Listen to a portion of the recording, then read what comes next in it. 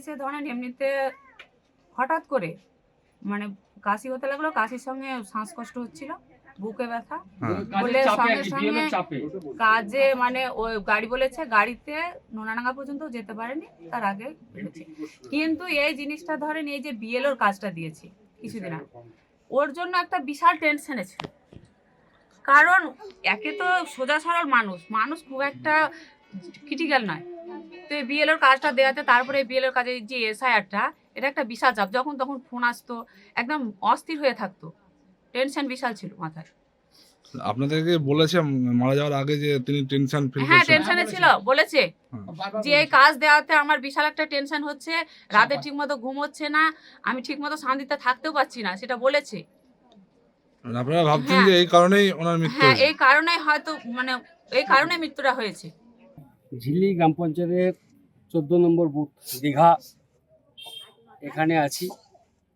এই 14 নম্বর বুথের যিনি বিএলও বুথ লেভেল অফিসার, একজন মাস্টারমশাই জাকির হোসেন, অত্যন্ত ভালো মানুষ, নিরীহ মানুষ, ভদ্র ব্যক্তি ছিলেন।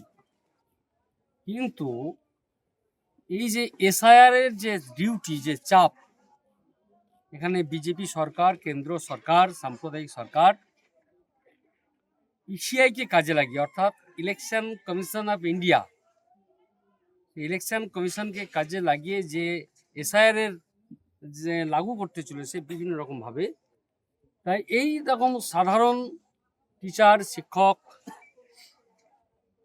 এই যে ভদ্র ব্যক্তিগুলো অকালে ঝরে যাচ্ছে।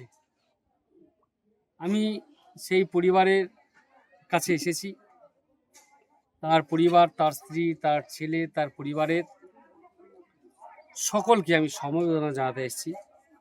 এই পরিবারের যা ক্ষতি হলো, অপূরণীয় ক্ষতি হলো, এবং সেই সঙ্গে আমরা সবাই এসেছি এখানে, জোসেফ আজর হোসেন, কামরুজ্জামান সরকার থেকে আরম্ভ করে এখানে এই এলাকার সবাই, সর্বস্তরের মানুষ আজকে জাকির ভাইয়ের বাড়িতে আমরা উপস্থিত হয়েছি। আমরা ব্যথিত, আমরা দুঃখিত, শোকাহত যে এরকম একটা সরকার, যা যেখানে এসআইআর করার প্রয়োজন সেই সমস্ত রাজ্যে এসআইআর করছে না।